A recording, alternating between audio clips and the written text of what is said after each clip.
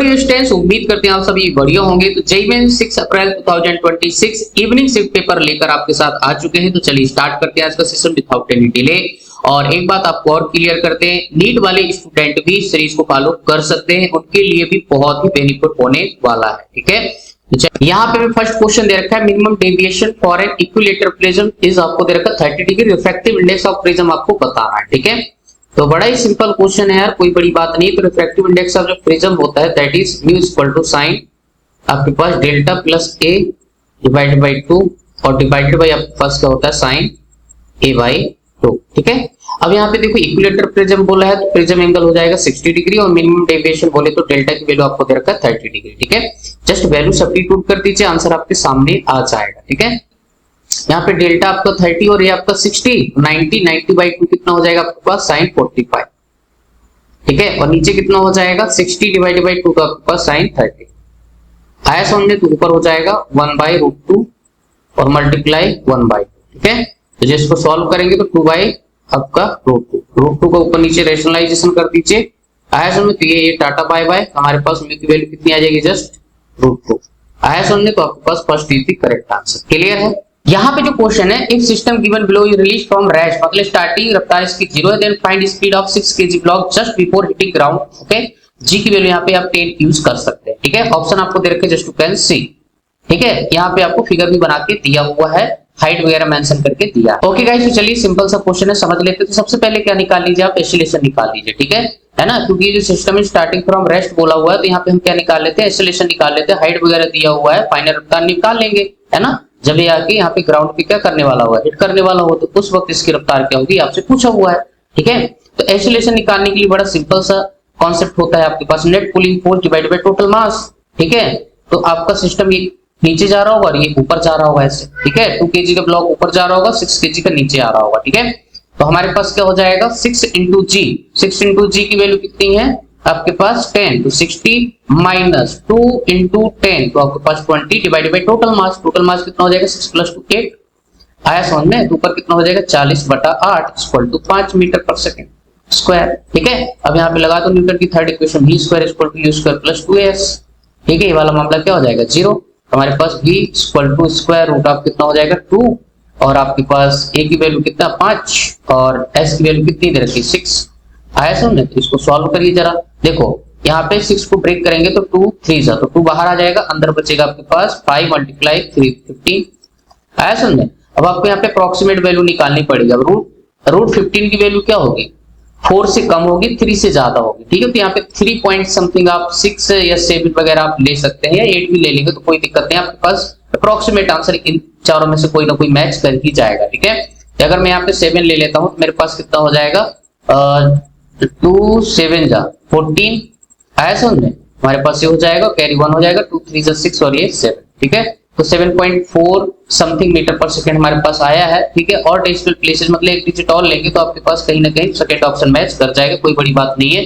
ठीक है, बस इसका फर्क आएगा, बाकी आप राउंड अप करके देख सकते हैं, तो आपका ये फर्स्ट नंबर है आपको कहीं ना कहीं मैच कर जाएगा ऐसे क्वेश्चंस में। ठीक है, सो आई होप आपको सॉल्यूशन समझ आ गया हो। अब यहाँ पे जो नेक्स्ट क्वेश्चन है, आपको न्यूक्लियर रिएक्शन दे रखा है, binding energy per nucleon of 1s2 and 2Hg4 are 1.1 mega electron and 7 mega electron respectively आपको दे रखा है। ठीक है, find energy release in the nuclear reaction आपको बताना है, और काफी फेमस प्रॉब्लम भाई आज के लिए ट्रेंडिंग में चल रहे हैं। ठीक है, तो आपको जो है इसको अच्छे से कर लेना है, कोई बड़ी बात नहीं, बहुत ही सिंपल तरीके से आप इसको सॉल्व कर सकते हैं। निकालते हैं एनर्जी रिलीज। ठीक है, तो मान लीजिए प्लस की यहाँ पे एनर्जी हम यहाँ पे ऐड कर दी, एनर्जी रिलीज हुई तो क्यू की वैल्यू कितनी हो जाएगी, यहाँ पे ध्यान से देखिए, है ना। आपको यहाँ पे बाइंडिंग एनर्जी दे रखा है पर न्यूक्लियन। ठीक है, तो यहाँ पे क्या होता है binding energy of product minus binding energy of आपका रिएक्टेंट। ठीक है, तो बाइंडिंग एनर्जी ऑफ प्रोडक्ट क्या हो जाएगा, पर न्यूक्लियन दे रखा है 7 मेगा इलेक्ट्रॉन वोल्ट। ठीक है, तो 7 मल्टीप्लाई इसकी न्यूक्लियाई से मल्टीप्लाई कर दीजिए तो बाइंडिंग एनर्जी आ जाएगा प्रोडक्ट का। ठीक है, माइनस यहाँ पे क्या हो जाएगा एक का कितना दे रखा है यहाँ पे 1.1। ठीक है, पर न्यूक्लियन है, पूरी न्यूक्लियस की निकालना है, 2 से मल्टीप्लाई करो, फिर से माइनस किसका आएगा इसका भी आएगा, तो फिर से अगेन यहाँ पे 2 का मल्टीप्लाई कर दीजिए, तो दोनों का लिख दिया। बात समझ आ रही है। ठीक है, तो यहाँ पे कितना हो जाएगा 28 माइनस आपके पास कितना हो जाएगा 4 पॉइंट आपका कितना, ध्यान से देखिए 4। ठीक है, आपके पास मेगा इलेक्ट्रॉन वोल्ट में, जब इसको माइनस करेंगे तो हमारे पास 23 पॉइंट आपके पास 6 मेगा इलेक्ट्रॉन वोल्ट आपके पास एनर्जी रिलीज आ जाएगा। राइट, तो यही पर्टिकुलर क्वेश्चन का आंसर हो जाएगा, that is first is the correct answer. अब यहाँ पे जो हमें क्वेश्चन दे रखा है काफी स्टैंडर्ड प्रॉब्लम है। क्वेश्चन में पूछा है इन स्टैंडर्ड वाईडीएक्स वेवलेंथ आपको दे रखा है 7000 एंगस्ट्रॉम, डी की वैल्यू दे रखा है स्मॉल डी की 5 mm, capital D 50 centimetre, I naught is the intensity due to the individual source on the screen, p is the point on the screen such that intensity at point p is equal to I naught. Okay, आपसे पूछा है find the minimum distance of p from the center of the screen. Clear है, मतलब centre of screen से p तक की distance आपको कौन सी मिनिमम डिस्टेंस चाहिए भाई। ठीक है, ऑप्शन आपको दे रखे हैं, फ्रीक्वेंसी डायग्राम भी दे रखा है। ठीक है, आप देख सकते हैं। चलिए भाई देख लेते इसका सोल्यूशन। ठीक है, यहाँ पे इस क्वेश्चन को करने का जो अप्रोच होगा, सबसे पहले आपको क्या निकालना है, फेज डिफरेंस निकालना पड़ेगा। इंटेंसिटी आपको दे रखा है, इंटेंसिटी की हेल्प से हम फेज डिफरेंस निकाल लेंगे। जैसे फेज डिफरेंस आएगा पार्ट डिफरेंस मालूम हो जाएगा, पार्ट डिफरेंस की हेल्प से क्या निकाल लेंगे, वाई की वैल्यू निकाल लेंगे। ठीक है, क्योंकि यहाँ पे डायरेक्ट हम फार्मूला यूज नहीं कर सकते, याद रखें। ठीक है, तुम्हारे पास इंटेंसिटी का जो फार्मूला होता है, जब इक्वल इंटेंसिटी आपको दे रखा हो, ठीक है, इसी पॉइंट पे सोर्स की वजह से 4 I नॉट यहाँ पे लिखेंगे, I equal to 4 I naught cos square delta pi by 2। ठीक है, ये हमारे पास फार्मूला होता है। ठीक है, तो अब यहाँ पे क्या करेंगे, I की वैल्यू आपको I नॉट दे रखा है, तो I naught equal to 4 I naught cos square delta pi by 2। ठीक है, यहाँ पे ध्यान से देखिए, आपके पास I naught get cancel out. ठीक है, यहाँ पे आ जाएगा 1/4 और यहाँ पे हो जाएगा cos स्क्वायर आपके पास डेल्टा पाई बाई 2। ठीक है, अब ये cos स्क्वायर को इधर ले जाएंगे तो इनवर्स में जाएगा, पहले तो स्क्वायर हटाइए, स्क्वायर जैसे हटाएंगे तो यहाँ पे क्या बन जाएगा, 1/2 बन जाएगा। ठीक है, और यहाँ पे हो जाएगा cos डेल्टा पाई बाई 2। ठीक है, इनवर्स लेंगे, cos इनवर्स यहाँ पे क्या लिखेंगे, cos इनवर्स 1/2 क्या हो गया वैल्यू, डेल्टा पाई बाई 2 मैं डायरेक्ट लिख रहा हूँ। ठीक है, cos इनवर्स 1/2 कब होता है, जब आपके पास सिंगल कितना होता है, पाई बाई 3, बोले तो 60 डिग्री। ठीक है, हमारे पास डेल्टा पाई फेज डिफरेंस की वैल्यू आ जाएगी, दैट इज 2 पाई बाई 3। बात समझ आ रही, मतलब 60 का डबल 120 डिग्री आ जाएगा। अगर हमारे पास फेज डिफरेंस आ गया तो पाथ डिफरेंस भी निकाल सकते। ठीक है, delta pi equal to 2 pi by 3 equal to 2 pi by lambda into delta x. ठीक है, 2 पाई बल्ले बल्ले, तो डेल्टा एक्स की वैल्यू जो आ जाएगी, ठीक है, लैम्डा बाई कितनी आ जाएगी, 3 आ जाएगी। क्लियर है, ये हमारे पास हो जाएगा। अब डेल्टा एक्स जो होता है, डेल्टा एक्स कितना होता है आपको मालूम होना चाहिए, lambda by 3 equal to y D divided by capital D. ठीक है, तो हमारे पास y की जो वैल्यू आ जाएगी लैम्डा कैपिटल डी और डिवाइडेड बाई 3 स्मॉल डी। ठीक है, ये हमारे पास वैल्यू हो जाएगी y। ठीक है, आपको यहाँ पे लैम्डा दे रखा है कितना, 7000 एंगस्ट्रॉम, तो 10 टू पावर माइनस का 10 कर लीजिए, और डी की वैल्यू 50 सेंटीमीटर, तो 50 मल्टीप्लाई 10 टू पावर माइनस क्या कर देंगे, यहाँ पे आपके पास 2 कर देंगे। ठीक है, और divided by 3 multiply small D की वैल्यू कितनी दे रखी है, स्मॉल डी आपको 5 mm, बोले तो 10 पावर माइनस का 3। ठीक है, अब सॉल्व कर लीजिए भाई, आंसर आपके सामने आ जाएगा। ठीक है, कुछ कट रहा है, ये देखो 5 से 5 नहीं कट रहा। ठीक है, यहाँ पे ध्यान से देखिए, जीरो आपका ये खा जाएगा, 10 पावर कितना हो जाएगा, -1। ठीक है, और यहाँ पे 3 जीरो इसको उड़ा। ठीक है, तो आराम से थोड़ा सा जो है अच्छे से करिएगा, 7 डिवाइडेड बाई 3 और मल्टीप्लाई ऊपर कितना बन जाएगा, 10 टू पावर यहाँ पे कितना बचेगा, माइनस का 7 और -1 एक यहाँ से आ जाएगा। ठीक है, और यहाँ प्लस का 3 हो जाएगा। क्लियर है, ये ऊपर जाएगा ना तो प्लस का आपका 3 हो जाएगा, 10 पावर -7 -1 और यहाँ प्लस का 3। ठीक है, कितना हो जाएगा, ध्यान से देखिए, 7 डिवाइडेड बाई 3 और मल्टीप्लाई 10 टू पावर कितना हो जाएगा, माइनस का 5। ठीक है, अब यहाँ पे जो आंसर दे रखे माइक्रोमीटर में दे रखे, तो फिर से 10 डिवाइडेड बाई 10 कर सकते हैं। ठीक है, वैसे आप यहीं पे जीरो एडजस्ट कर सकते हैं, तो कोई दिक्कत वाली बात नहीं है। हमारे पास ऊपर हो जाएगा 70 डिवाइडेड बाई 3 और ये 10 ऊपर जाएगा तो माइनस का 6 जाएगा, तो 70 डिवाइडेड बाई 3 माइक्रो आया समझ में। तो y की जो मिनिमम वैल्यू होगी that is 70 by 3 micro. Clear है, यही इस पर्टिकुलर क्वेश्चन का आंसर हो जाएगा। काफी प्यारा क्वेश्चन था, आप देख सकते हैं पूरा कॉन्सेप्ट, राइट। तो इस पर्टिकुलर क्वेश्चन का आंसर हो जाएगा, that is second is the correct answer. अब यहाँ पे हमारे पास जो नेक्स्ट क्वेश्चन है, that is for two equal masses, one of the mass is having initial velocity आपको दे रखा है v1 4 metre per second z direction में, एंड एक्सीलरेशन आपको a1 जो है 0 मीटर पर सेकंड स्क्वायर दे रखा है y डायरेक्शन। ठीक है, other having initial velocity of v2 6 metre per second i cap में, एंड एक्सीलरेशन आपको दे रखा है it इतना, ठीक है, metre per second square initially in. अब यहाँ पे बोला initially both were located at the origin, find the trajectory of the centre of mass की आपको ट्रैजेक्टरी बतानी है, सर्कुलर होगा, एलिप्स होगा, पैराबोलिक होगा, स्ट्रेट लाइन होगा। ठीक है, तो इस क्वेश्चन को कैसे करना चाहिए, सबसे पहले आप यहाँ पे क्या निकाल लीजिए, तो ये बेसिक तरीका ये है कि आप यहाँ पे निकाल लीजिए VCOM, ठीक है, और दूसरा आप क्या निकाल लीजिए यहाँ पे ACOM।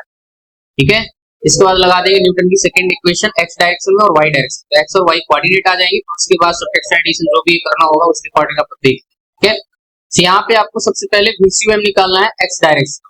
क्लियर है, VCUM एक्स डायरेक्शन में अगर निकालेंगे तो हमारे पास कितना हो जाएगा, ध्यान से देखिए। एक्स डायरेक्शन में आपके पास रफ्तार है क्या, हाँ 6 इंटू एम, ठीक है, प्लस पहली पार्टिकल के दूसरी पार्टिकल के एक्स है ही नहीं तो 0 हो जाएगा और डिवाइडेड बाई क्या हो जाएगा 2 है। ठीक है, तो हमारे पास कितना आ जाएगा 3 मीटर पर सेकंड। ठीक है, फर्स्ट पार्टिकल। और वैसे सिमिलरली आप किसका निकाल लोगे, वाई डायरेक्शन निकाल, सेंटर ऑफ मास की रफ्तार वाई डायरेक्शन, तो कितना हो जाएगा, फिर से आपके पास ये कितना दे रखा है 4, ठीक है, इंटू एम। और सेकेंड पार्टिकल आपके पास वाई में मूव ही नहीं कर रहा तो आपके पास 0 और डिवाइडेड बाई कितना हो जाएगा 2। ठीक है, तो आंसर कितना आ जाएगा 2 मीटर पर सेकंड। बात समझ आ रही है ना। तो एक्स डायरेक्शन में जो सेंटर ऑफ मास की रफ्तार होगी 3 metre per second, Y direction में सेंटर ऑफ मास की रफ्तार होगी that is 2 metre per second. ठीक है, ऐसे ही हम क्या करेंगे, सिमिलरली एक्सीलरेशन निकालेंगे एक्स और वाई डायरेक्शन। यहाँ पे निकालेंगे एक्स डायरेक्शन में सेंटर ऑफ मास का एक्सीलरेशन। ठीक है, तो देखिए यहाँ पे आपको a1 इक्वल टू 0 दे रखा है और a2 इक्वल टू कितना दे रखा है 6 i कैप प्लस आपका 6 j कैप। ठीक है, और सेंटर ऑफ मास का एक्सीलरेशन होता है a1 m1 plus a2 m2 divided by m1 plus m2। ठीक है, यहाँ पे फर्स्ट पार्टिकल का जो है एक्सीलरेशन एक्स डायरेक्शन में 6 इंटू एम और सेकंड पार्टिकल का एक्स डायरेक्शन में एक्सीलरेशन 0 है, यहाँ पे 0 हो जाएगा डिवाइडेड बाय 2m। ठीक है, तो आंसर आ जाएगा 3 मीटर पर सेकंड स्क्वायर। ठीक है, सिमिलर आप वाई डायरेक्शन का निकालोगे तो वो भी यही आएगा। ठीक है, 6m प्लस आपका 0 डिवाइडेड बाय 2 है, ये भी आपको कितना आ जाएगा 3 मीटर पर सेकंड स्क्वायर। आया समझ में। अब एक्स कोऑर्डिनेट निकालना है तो न्यूटन की मैं सेकंड इक्वेशन लगा रहा हूं, x equal to ut plus half at square. ठीक है, ये चीज यहाँ पे आपको लगा के बता रहे हैं। हमारे पास x कोऑर्डिनेट आ जाएगा, कितना आएगा uxt, सेंटर ऑफ मास की कौन सी डायरेक्शन में रफ्तार, x डायरेक्शन। कितना आया आपके पास 3t, आया समझ, 3 into T plus half into कितना हो जाएगा, a की वैल्यू कितनी है आपके पास 3 और मल्टीप्लाई t का स्क्वायर। ठीक है, और y कोऑर्डिनेट कितना आ जाएगा आपके पास, y डायरेक्शन में सेंटर ऑफ मास की रफ्तार 2 इंटू टी प्लस आपके पास 1/2 मल्टीप्लाई 3t स्क्वायर। ठीक है, अब यहाँ पे क्या करिए, इक्वेशन 1 है और इक्वेशन 2 है। ठीक है, आप ध्यान से देखिए आपके पास यहाँ पे ये वाले टर्म दोनों सेम है। अगर मैं इनको माइनस कर दूं x माइनस वाई, यहाँ पे कितना हो जाएगा 3t माइनस 2t। ठीक है, और ये आपके पास माइनस प्लस आपका क्या हो जाएगा 0 हो जाएगा, कट पिट जाएगा, तो x माइनस वाई और यहाँ पे कितना आ जाएगा आपके पास जस्ट t बचेगा। ठीक है, तो ध्यान से देखिए हमारे पास जो इक्वेशन आई है कि हम इसको ऐसे भी लिख सकता हूँ y equal to x minus T. ये कैसी इक्वेशन है आपके पास, लीनियर इक्वेशन है।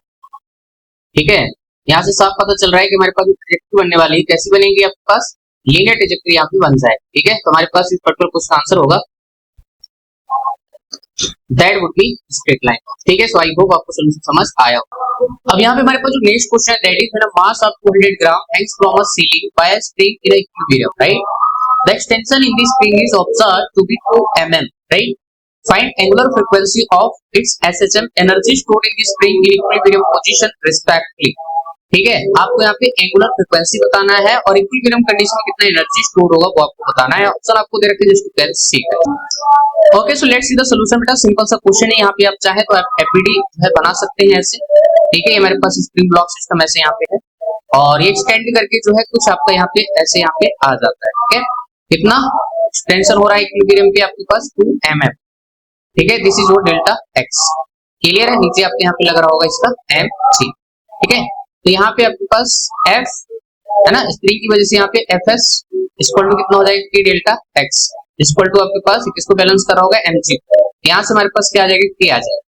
बात समझ आ रही है, तो mg डिवाइडेड बाय क्या निकाल लोगे यहाँ पे k की value, k equal to mg divided by delta x दिया हुआ है आपको, है ना।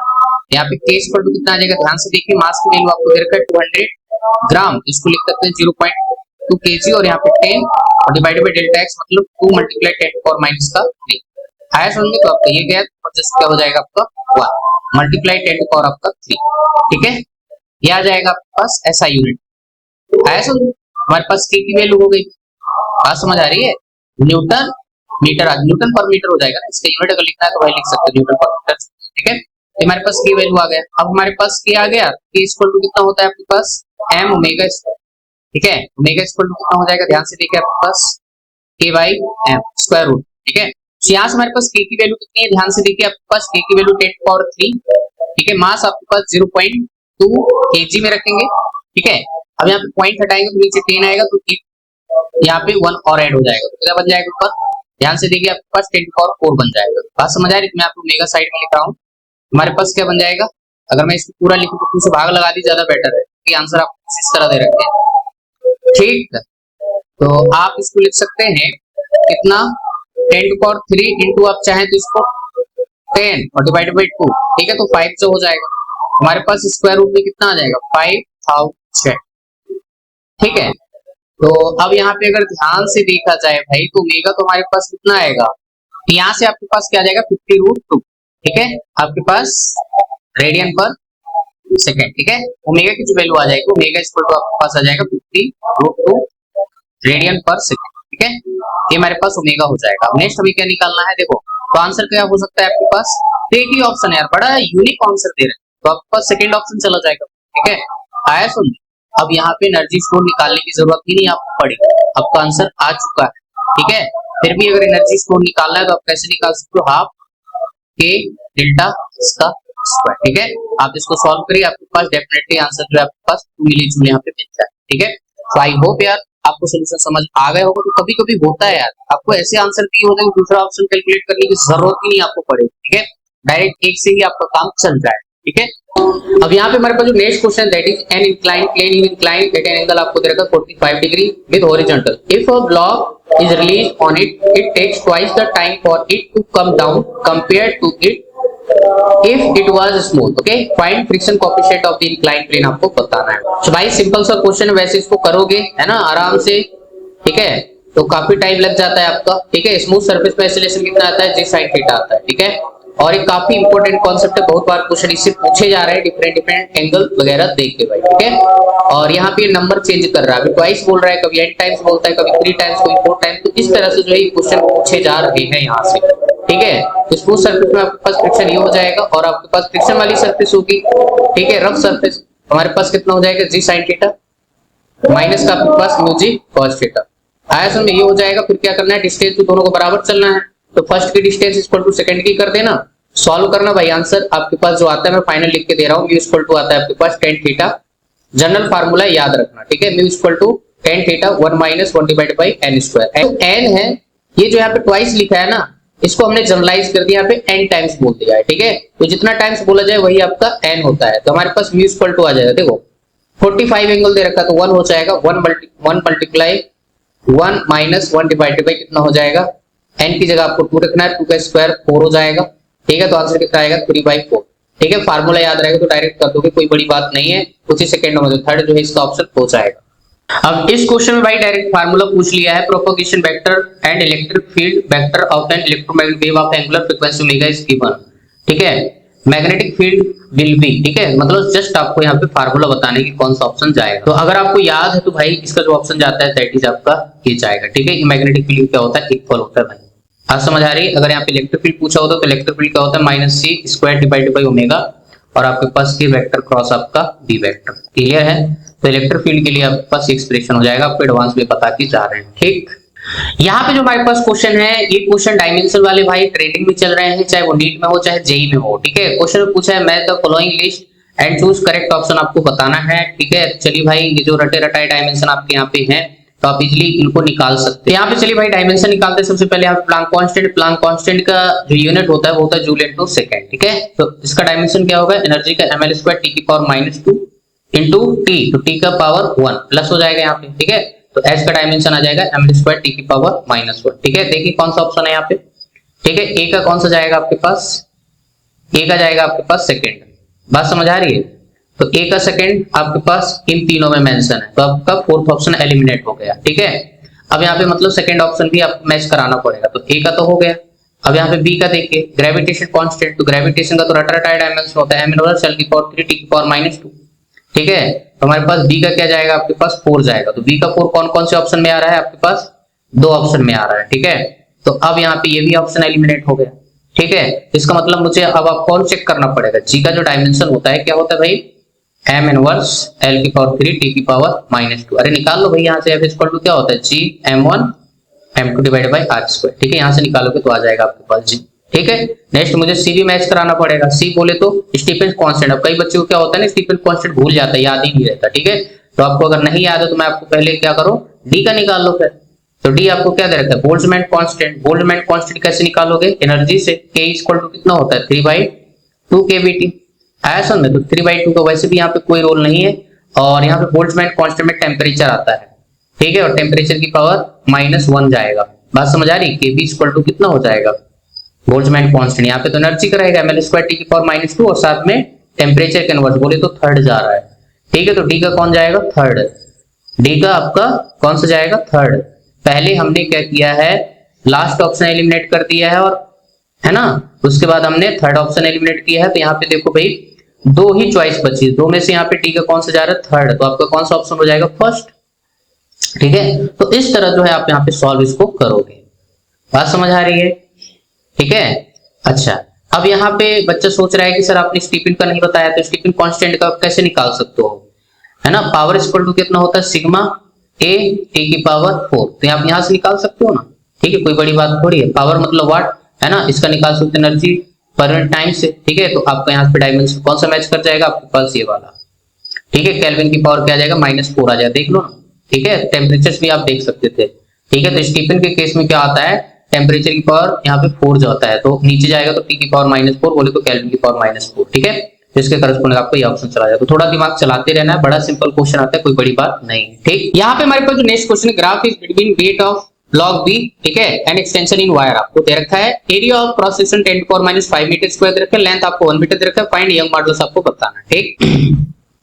ओके गाइस, सिंपल सा क्वेश्चन है, समझते हैं यहाँ पे। तो यंग मॉडुलस जो हमारे पास होता है, क्या होता है आप देख सकते हैं यहाँ पे, FL divided by A delta L, clear है, ये चीज हो जाएगी। अब यहाँ पे फोर्स आपके पास क्या है, mg बोले तो weight, WL divided by A delta L हो जाएगा, क्लियर है। हमारे पास यंग मॉडुलस कैसे लिखेंगे, आप ध्यान से देखिए, L divided by A multiply 1 divided by delta L divided by यहाँ पे W लिख दिया हमने, क्यों, क्योंकि ग्राफ जो दे रखा है delta L versus W graph आपको दे रखा है, ठीक है।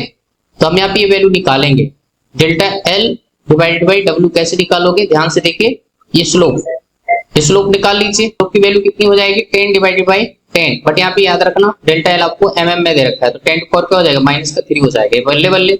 हमारे पास गामा इक्वल टू हो जाएगा L डिवाइडेड बाई A और मल्टीप्लाई 10⁻⁻3, ठीक है। L की वैल्यू आपको 1 मीटर दे रखा है, और नीचे एरिया बोले तो 10⁻⁵, तो 10 4 क्या हो जाएगा, -8, ठीक है। तो गामा इक्वल टू हो जाएगा 10⁻+8 आपका Newton per metre square, this is your gamma, clear है। सो आई होप आपको सॉल्यूशन समझ आया होगा। तो इसका आंसर हो जाएगा, that is second is the correct answer. यहाँ पे हमारे पास जो next question, that is solid sphere 1 of mass 5m दे रखा है, hollow sphere 2 of mass m दे रखा है, full tangential without slipping, acceleration a1 and a2 are in the ratio of, ठीक है। Radius are shown in diagram आपको बताया हुआ है, बड़ा ही प्यारा है ना, बढ़िया सा क्वेश्चन है,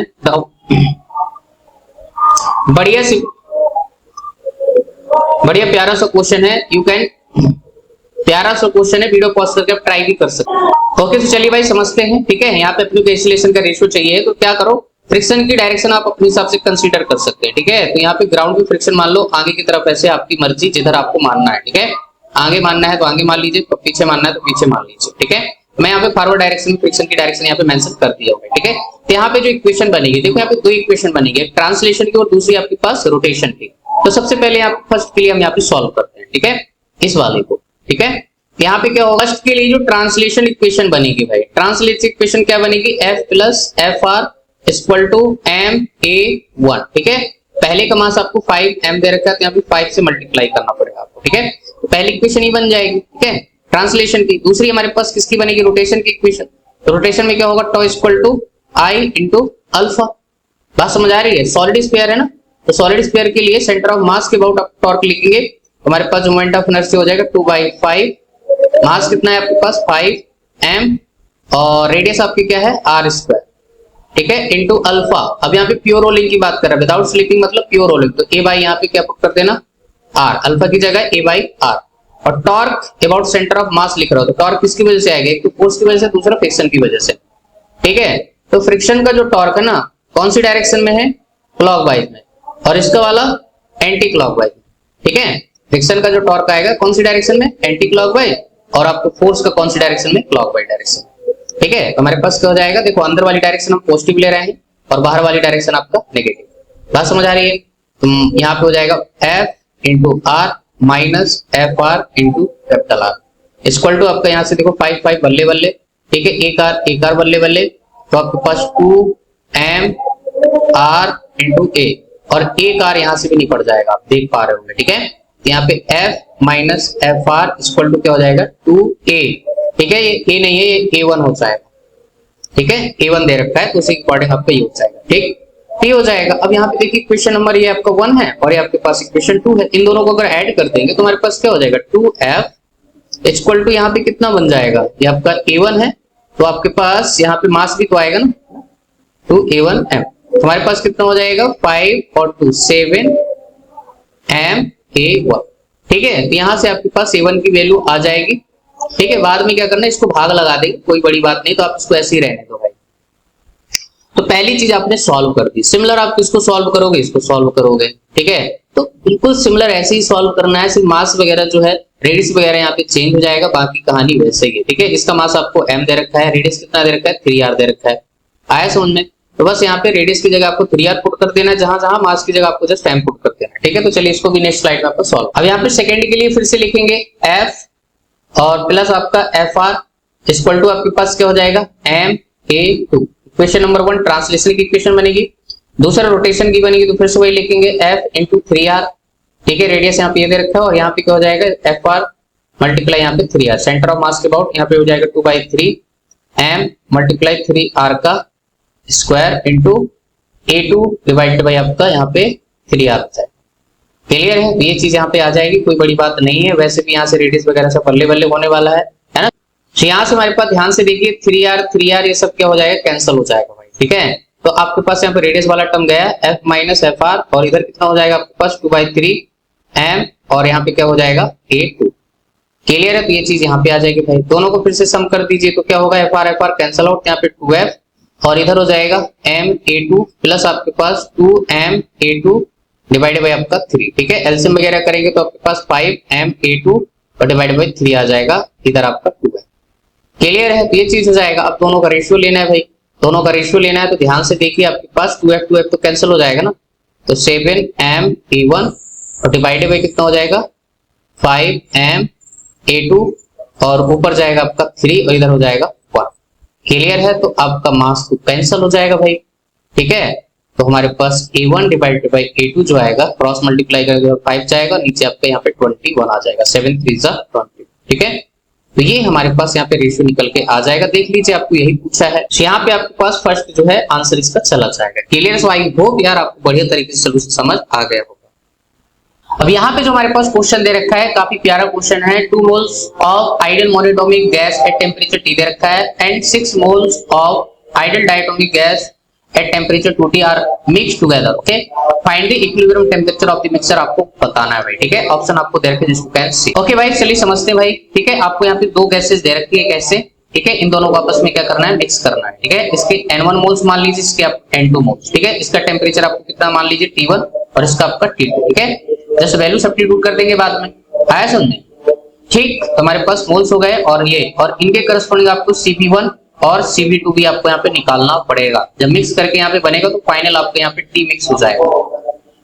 क्लियर है? तो ये चीज आपको यहाँ पे देखनी, राइट। यहाँ पे कैसे करेंगे, आपको यहाँ पे इंटरनल एनर्जी से खेलना है, delta U1 plus delta U2 equal to आपके पास डेल्टा U मिक्स। क्लियर है? यहाँ पे क्या हो जाएगा N1 Cp1 डेल्टा U, बात समझ आती है। डेल्टा U इक्वल टू क्या होता है NCp डेल्टा T। ठीक है, ये फार्मूला होता है भाई। तो आपके पास N1 Cp1 और यहाँ पे T1 प्लस आपके पास N2 Cp2 T2 equal to क्या हो जाएगा N1 Cp1 प्लस आपका N2 Cp2 और बाहर T मिक्स, फाइनल टेम्परेचर आपका T आ जाए। ठीक है, इसको आप T मिक्स भी आप बोल सकते हैं। ठीक है, तो T मिक्स का हमारे पास फार्मूला यहाँ पे बन जाता है। अगर याद है तो बहुत अच्छी बात है, नहीं है तो आप यहाँ पे लिख सकते हैं N1 Cp1 प्लस आपका T1 प्लस आपके पास N2 Cp2 T2 और डिवाइडेड बाय हमारे पास क्या बन जाएगा N1 Cp1 प्लस आपका N2 Cp2। ठीक है, this is the formula to find the mixture temperature of the mixture जो भी है। ठीक है, ये आपका हो जाएगा। अब यहाँ पे क्या करना पड़ेगा आपको, देखो Cp1 Cp2 की वैल्यू निकालना पड़ेगा, टेम्परेचर और मोल्स वगैरह आपको दे रखते हैं। ठीक है, गैस का टाइप भी बताया हुआ है, मोनोटोमिक गैस है। मोनोटोमिक गैस के केस में Cp1 की वैल्यू क्या हो जाएगी, जस्ट आपके पास 3/2 into R। डायटोमिक गैस के केस में आपके पास क्या हो जाएगा 5/2 into R। ठीक है, तो जस्ट यहाँ पे वैल्यू सब्स्टिट्यूट करेंगे, आंसर आपके सामने आ जाए। और Cv इक्वल टू होता है आपके पास F/2 into R। ठीक है, यहाँ पे निकालेंगे CB1 मोनोटॉमिक के लिए degree of freedom 3 divided by 2 into R, और आपके पास CB2 डायटोमिक के लिए degree of freedom 5 divided by 2 into R. ठीक है, तो T फिक्स निकाल लो भाई, इतना टाइम पास करने की जरूरत नहीं है, मैं तो आपको फार्मूला निकाल के बताया हूँ, बाकी अगर आया था तो आप डायरेक्ट वैल्यू पुट करते आंसर। ठीक है, तो 2 multiply 3/2 into R into T plus आपके पास कितना हो जाएगा 6 मल्टीप्लाई आपके पास 5/2 इंटू आर मल्टीप्लाई आपका 2T। ठीक है, ये वैल्यू हो गया, और नीचे आप क्या करेंगे यहाँ पे सीधा सीधा 2 मल्टीप्लाई 3/2 इंटू आर प्लस आपके पास 6 मल्टीप्लाई 5/2 इंटू आर, ये चीज हो जाएगा। ठीक है, आप इसको उड़ा दीजिए यहां से। ठीक है, 5 आपका 2 इंटू आर, ये भी कट जाएगा 3 टाइम्स। ठीक है, ये हो गया, यहां से हमारे पास T मिक्स 3RT प्लस आपके पास इधर कितना हो जाएगा 5 2 10 30 RT, और नीचे कितना हो जाएगा आपका 2 ने 2 को मारा 3 जा। ठीक है, 3R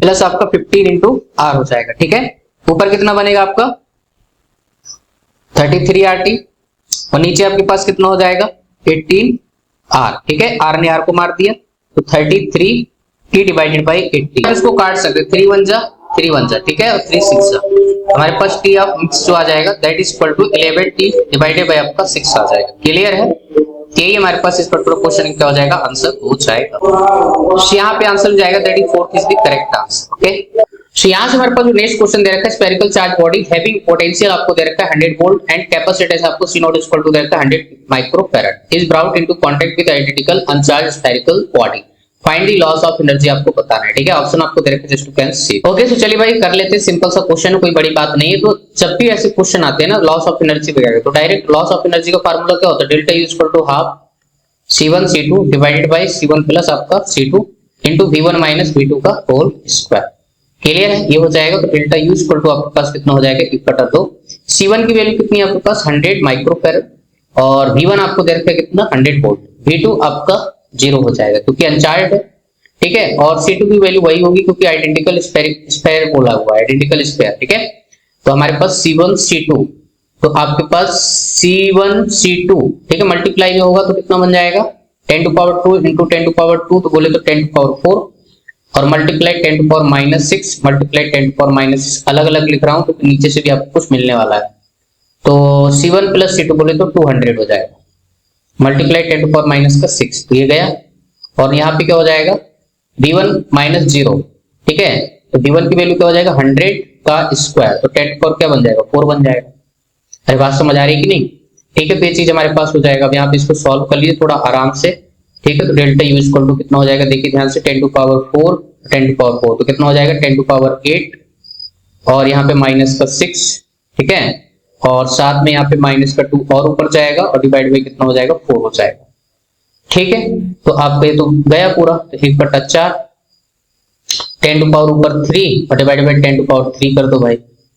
ठीक है, तुम्हारे पास क्या हो जाएगा ऊपर अगर ध्यान से देखें तो इसको डिवाइड करेंगे तो हमारे पास आएगा 0.25। ठीक है, 10 टू पावर 3, और नीचे से ऊपर जाएगा तो 10 टू पावर क्या हो जाएगा -3। ठीक है, तो इसको अगर मल्टीप्लाई करेंगे तो हमारे पास डेल्टा यू जो आएगा दैट इज 250 मिली जूल। ठीक है, मिली जूल बनाने के लिए सब काम हम कर रहे थे। ठीक है, वैसे करने की जरूरत नहीं थी, आप चाहते तो नीचे वाली जीरो बचा लेते। ठीक है, तो उससे भी आपका इशू हो जाता, तो हमारे पास ऑप्शन जाएगा that is first is the correct answer. Clear है। यहाँ पे हमारे पास जो नेक्स्ट क्वेश्चन है, क्वेश्चन में बोला है galvanometer shows full deflection when shunted by 2 ohm and is fed with 500 milli ampere current बताया। Okay, instead when this galvanometer is used in series with 470 ohm resistor, again it shows full deflection for a range of 10 volt. Okay, resistance of the galvanometer आपको बताना है, option आपको दे रखे हैं just you can see. Okay, so video pause करके आप चाहे तो ट्राई कर सकते हैं, otherwise we are going to solve this solution. Okay, so let's see the solution. आप वीडियो पॉज करके आप इसको ट्राई भी कर सकते हैं। ठीक है, तो हमारे पास जो शंट रेजिस्टेंस होता है S इक्वल टू होता है IG into capital G divided by I minus IG। Clear है। जब इसको अपन सॉल्व करते हैं, ठीक है, हमें यहाँ पे IG की वैल्यू चाहिए। ठीक है, फुल स्केल डिफ्लेक्शन मतलब IG की बात कर रहे हैं, यहाँ से IG निकालेंगे तो IG की जो वैल्यू आएगी that is S into I divided by S plus G। Clear है, यहाँ से आ जाएगा। देखो S की वैल्यू आपको दे रखा है कितना 2 ओम शंट रेजिस्टेंस, और I की वैल्यू दे रखा है आपके पास 500 मिली एम्पियर। ठीक है। तो यहाँ पे वैल्यू सब्स्टिट्यूट करेंगे तो 2 मल्टीप्लाई यहाँ पे हो जाएगा 0.5 एम्पियर में कन्वर्ट कर दिया है, नीचे आपका 2 प्लस आपका G। क्लियर है इक्वेशन नंबर 1। ठीक है। ये आपके पास बोला हुआ है कि instead when this galvanometer is used in series with 470 ohm resistor बोला हुआ है। तो यहाँ पे अगर इसको डायग्राम से समझे तो हमारे पास एक गैल्वेनोमीटर और यहाँ पे सीरीज में एक रेजिस्टेंस आपने जोड़ दिया है, कितने का 470 ओम का। ठीक है। तो यहाँ पे फिर से फुल स्केल डिफ्लेक्शन बोले तो गैल्वेनोमीटर जाने वाला जो करंट है IG, तो IG की जो वैल्यू होगी आप पहले यहाँ पे वोल्टेज लिख सकते हैं, V इक्वल टू क्या हो जाएगा IG और यहाँ पे हो जाएगा G प्लस आपका R। ठीक है। तो IG की जो वैल्यू आ जाएगी that is V divided by G plus आपका R। ठीक है। और V की वैल्यू कितना दे रखा है आपको 10 वोल्ट। ठीक है। 10 डिवाइडेड बाई G प्लस आपका 470। ठीक है। R की वैल्यू भी दे रखा हाई रेजिस्टेंस। ठीक है। इक्वेशन नंबर 2 हो जाएगी। ठीक है। तो 1 और 2 से आप कंपेयर कर लीजिए, यहाँ पे क्या करना है जस्ट आपको इक्वेट कर देना भाई। ठीक है। तो ऊपर क्या हो जाएगा यहाँ पे 2 5 ठीक है। तो आपको जस्ट 1.0 तो 1 हो जाएगा डिवाइडेड बाई 2 प्लस G और इधर हो जाएगा 10 डिवाइडेड बाई G प्लस आपका 470। ठीक है। क्रॉस मल्टीप्लाई करा दीजिए तो यहाँ पे जाएगा तो G प्लस आपका 470 और इधर जाएगा तो आपके पास 20 प्लस आपका 10G। क्लियर है। तो ये चीज हो जाएगी भाई। ठीक है। G को इधर ले जाइए और 20 को इधर ले जाइए। ठीक है। तो आपके पास यहाँ पे कितना बन जाएगा 450 और इधर हो जाएगा आपके पास 9। तो हमारे पास यहाँ पे 470 माइनस 20 और इधर हो जाएगा आपके पास 10G माइनस G। तो इधर हो जाएगा आपके पास कितना 450 और इधर हो जाएगा आपके पास 9G। ठीक है। तो G की वैल्यू कितनी आ जाएगी 9 5 45 और आपके पास ये 0 50 ओम रेजिस्टेंस की वैल्यू यहाँ पे आ जाएगी गैल्वेनोमीटर रेजिस्टेंस की। ठीक है। तो इस पर्टिकुलर क्वेश्चन का आंसर जाएगा that is second is the correct answer. यहाँ पे हमारे पास जो नेक्स्ट क्वेश्चन दे रखा है, क्वेश्चन में पूछा है in a diagram shown below बताया है hole is made in completely filled cylinder 50 centimetre below the top, find the range covered by the leaking water on the ground. Okay, simple सा question है। ठीक है। Option आपको दे रखे हैं just to can see. Okay, so let's see the solution. आप चाहे तो वीडियो पॉज करके इसको ट्राई कर सकते हैं। ठीक है। तो 50 सेंटीमीटर पे जो है बिलो यहाँ पे क्या किया है होल किया हुआ है, आप देख सकते हो भाई। ठीक है। यहाँ पे ऐसे आप बना दीजिए। ठीक है। आपके पास 50 सेंटीमीटर पे एक होल क्रिएट किया हुआ है। ठीक है। तो अगर यहाँ पे मैं बोलूं कि h हाइट से किसी ऑब्जेक्ट को ड्रॉप करते हो तो यहाँ पे रफ्तार कितनी होगी हॉरिजॉन्टल रफ्तार, तो रफ्तार कितनी हो जाएगी √2gh, है ना। आपको एक कॉन्सेप्ट मालूम होता है कि मान लीजिए कोई बॉल है, कोई ऑब्जेक्ट है जिसको h हाइट से आप ड्रॉप कर रहे हो, तो यहाँ पे है ना h हाइट से ड्रॉप करोगे तो यहाँ पे इस पॉइंट पे पहुंचते कितनी रफ्तार होगी, तो उसके करस्पॉन्डिंग आप यहाँ पे रफ्तार लिख सकते हो डायरेक्ट। न्यूटन की थर्ड इक्वेशन से v² = u² + 2as। ठीक है। यहाँ पे आपके पास स्टार्टिंग मामला 0 होगा तो उस हिसाब से यहाँ पे 50 सेंटीमीटर बिलो जो है यहाँ पे मेरे पास रफ्तार आएगी दैट इज v = √2gh। ठीक है। यहाँ से हम लिख सकते हैं v = √2 × 10, h की वैल्यू आपके पास 50 सेंटीमीटर है तो 50 × 10⁻²। ठीक है। तो 0 तो यहाँ से बल्ले बल्ले होगा। ठीक है। तो आंसर क्या आ जाएगा √10 आ जाएगा, √10 metre per second. This is your v। है समझ में। अगर मेरे पास v आ गया तो मैं क्या निकाल सकता हूँ, क्वेश्चन में हमें रेंज चाहिए। ठीक है। तो हमारे पास देखो v तो आ गया है और रेंज का जो फार्मूला होता है रेंज इक्वल टू होता है हॉरिजॉन्टल रफ्तार, है ना, x डायरेक्शन में इनटू टाइम ऑफ फ्लाइट। ठीक है। तो हमारे पास vx तो आ गया √10, t की वैल्यू और निकाल ले तो t इक्वल टू कितना हो जाएगा √2h/g। है समझ में। अब यहाँ पे इसको h डैश बोल सकते हो क्योंकि h हमने ऑलरेडी यहाँ पे बोल दिया है। ठीक है। जो भी है तो यहाँ पे आपके पास जो h डैश होगा ना, देखो 50 सेंटीमीटर यहाँ से तो आपने क्या कर दिया इसको होल कर दिया, तो भैया आपको जो हाइट लेनी है, ठीक है, ऐसा समझो ये बॉल है ना, इस बॉल को h हाइट से h डैश हाइट से आपने फेंका है तो ग्राउंड पे पहुंचने में कितना टाइम लगा, ये हमारे पास h डैश हो जाएगा। ठीक है। h डैश की जो वैल्यू होगी आप ध्यान से देख सकते हैं, ये आपके पास ये वाला हाइट 50 सेंटीमीटर। ठीक है। तो आपके पास मीटर बदलेंगे तो 0.5 और +1 तो आपके पास 1.5 मीटर हाइट ये आपके पास आ जाएगी। ठीक है। तो इतना हाइट ट्रेवल करने में कितना टाइम लगा होगा, तो हमारे पास 2 × 1.5 डिवाइड बाय आपको कितना हो जाएगा 10। क्लियर है। मेरे पास जो टाइम ऑफ फ्लाइट आ जाएगा ऊपर मल्टीप्लाई कराइए 2 × 1.5 तो 3.0 तो 3 डिवाइड बाय यहाँ पे 10 हो जाएगा। ठीक है, सेकंड में। अब यहाँ पे इसको रख दीजिए भाई, तो r इक्वल टू आपके पास कितना हो जाएगा √10 मल्टीप्लाई √3 डिवाइडेड बाय 10। तो ये तो गया आपका, तो सीधा सीधा कितना आ जाएगा √3 आया समझ में। तो √3 मीटर जो है आपके पास क्या आ जाएगी रेंज आ जाएगी। ठीक है। सो दैट इज आपको first is the correct answer. अब यहाँ पे नेक्स्ट क्वेश्चन दे रखा है percentage change in radius of sphere is 2% and find the percentage change in volume of the sphere. अब इससे सिंपल क्वेश्चन क्या ही हो सकता है, तो परसेंटेज चेंज निकालना भाई, ठीक है। न्यूमेरिकल आंसर टाइप का क्वेश्चन था, तो वॉल्यूम ऑफ स्फीयर कितना होता है 4/3 पाई आर क्यूब, क्लियर है। अब इसको डिफरेंशिएट करेंगे तो delta v divided by v equal कितना हो जाएगा, देखो 4/3 पाई तो कांस्टेंट है, तो सीधा सीधा 3 delta r divided by r, ठीक है। रेडियस में आपको परसेंटेज चेंज दे रखा है, दोनों साइड 100 मल्टीप्लाई टाइम पास है करते रहना भैया, 3 मल्टीप्लाई 2 तो आपके पास 6% आ जाएगा, ठीक है। जस्ट आपको यहाँ पे 6% फिल कर देना था भाई। यहाँ पे हमारे पास जो नेक्स्ट क्वेश्चन है that is magnetic field at middle of two parallel wires carrying current आपको दे रखा है 20 ampere and 10 ampere in opposite direction is, ठीक है। माइक्रो टेस्ला में आपको बता देना है, दोनों वायर्स के बीच का सेपरेशन आपको 8 सेंटीमीटर दे रखा है, ठीक है। तो यूनिट कन्वर्ट भी करना पड़ेगा आपको। चलिए भाई देख लेते हैं, देखिए सिंपल सा क्वेश्चन है, कोई बड़ी बात नहीं है, ठीक है। तो यहाँ पे आपके पास ये फर्स्ट वायर है, तो यहाँ से डिस्टेंस कितनी हो जाएगी इसकी 4 सेंटीमीटर, और यहाँ से भी कितनी हो जाएगी आपके पास ये 4 सेंटीमीटर, ठीक है। अब यहाँ पे ध्यान से देखिए, अगर हमें राइट हैंड पाम रूल अब यहाँ पे ध्यान से देखिए, यदि अब यहाँ पे डायरेक्शन अगर आपको देखना है तो इस वायर की वजह से है ना, करंट आपको ऊपर डायरेक्शन में है, ठीक है। तो आपको यहाँ पे राइट हैंड मैक्सवेल रूल अगर आप यूज करेंगे, थंबी की डायरेक्शन आपको किसको इंडिकेट करना है, करंट को, तो आपकी जो पाम होगी वो किधर जाएगी, अंदर, या फिंगर आपकी जो है अंदर की तरफ कर्ल हो रही होगी, तो मतलब यहाँ पे डायरेक्शन किधर आएगी, अंदर की तरफ आएगी ड्यू टू फर्स्ट वायर, ठीक है। अब यहाँ पे भाई इस सेकंड के केस में, सेकंड वाले के केस में भी मैग्नेटिक फील्ड किधर जाएगी, अंदर ही जाएगी। बात समझ आ रही है, आप देख सकते हैं, आपको कुछ नहीं करना, जस्ट आपको थंब को, राइट हैंड थंब को आपको करंट की डायरेक्शन में करना है और अपनी फिंगर्स कर्ल कर दीजिए इस पॉइंट की तरफ, ठीक है। तो आपके पास डायरेक्शन अंदर आ जाएगी, अंदर के लिए हम यहाँ पे क्रॉस यूज कर रहे हैं। बात समझ आ रही है, ठीक है। तो सिंपल सा है, तो इसका मतलब ये मैग्नेटिक फील्ड ऐड हो रही है, हमारे पास मैग्नेटिक फील्ड कितनी आ जाएगी, P नेट लिख रहे हैं हम यहाँ पे, ठीक है। P net equal to V1 plus आपका V2, ठीक है। इसकी वजह से V1 और इसकी वजह से आपका V2, ठीक है, दोनों की वजह से ऐड हो रही है, बट यहाँ पे करंट अलग अलग है, इसलिए आप यहाँ पे 2 टाइम्स नहीं कर सकते हो, ठीक है। और यहाँ पे जो मैग्नेटिक फील्ड का फार्मूला होता है, देखो यहाँ पे 2 पैरेलल वायर है, तो आप इनफाइनाइटली लॉन्ग जो है कंसीडर कर सकते हो, तो हमारे पास मैग्नेटिक फील्ड आती है किसी डिस्टेंस r पे due to infinitely long wire की वजह से, according to ampere circular law that is mu naught I divided by 2 pi r, ठीक है। ये फार्मूला हो जाता है भाई, इसी फार्मूले की हेल्प से यहाँ पे रिजल्ट अपन लिखेंगे, ठीक है।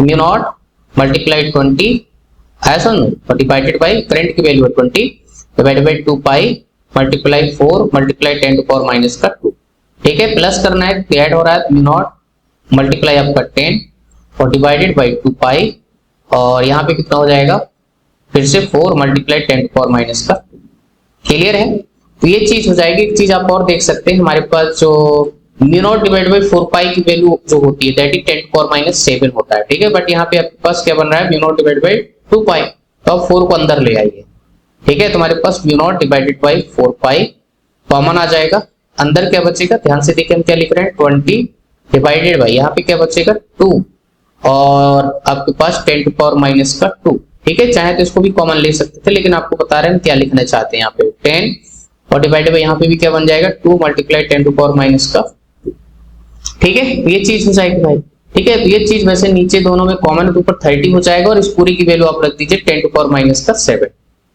ठीक है। नीचे से आ जाएगा 2 मल्टीप्लाई 10 टू पावर माइनस का 2 और ऊपर हो जाएगा आपका 30, समझ गए।